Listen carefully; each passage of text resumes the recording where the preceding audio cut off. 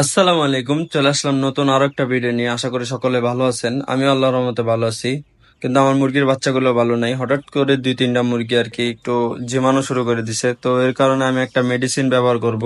এই ভিডিও আপনাদের মাঝে তুলে ধরবো এখন। এই যে এই বাচ্চাটা একটু হালকা জিমাইতেছে, কিন্তু আরেকটা বাচ্চা আছে, ওইটা এখন দেখতে পারবেন।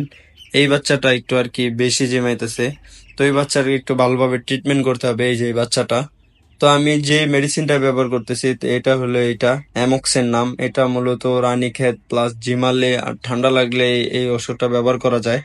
তো এই ওষুধটার গায়ে এটার ব্যবহারের সম্পূর্ণ ডিটেলস লেখা আছে, তো কিভাবে কি ব্যবহার করতে হবে। তো আমি আজকে আমার এই মেডিসিনটা আমার মুরগিগুলোকে দিব। তো এটা নাকি ভালো, আমার এক বড় ভাই বলে দিছে, তো এর কারণে আমি এই মেডিসিনটা ব্যবহার করা। তো দেখি কি হয়, আমার মুরগি ভালো হয় কি না খারাপ হয়, এটা অবশ্যই আপনাদের মাঝে শেয়ার করব। আর এই মেডিসিনটা ব্যবহারের নিয়ম বোতলের গায়ে লেখা আছে।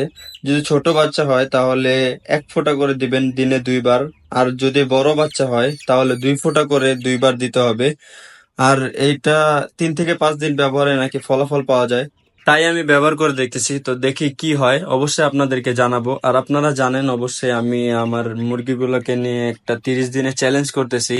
তো চ্যালেঞ্জের 4র্থ দিন চলতেছে, তো আমি শর্টস এর মাধ্যমে প্রতিদিন আমি জানাই দিতেছি যে মুরগিগুলোর কি অবস্থা, কেমন কন্ডিশনে আছে। তো আপনারা যারা দেখতে চান শর্টস গুলো, তো অবশ্যই আমার চ্যানেলটা সাবস্ক্রাইব করে রাখবেন। তো আমি এক এক করে সকলকে খাওয়াই দিতেছি 1 ফোঁটা করে, কারণ আমার ছোট মুরগি। বড় হলে 2 ফোঁটা করে দিবেন।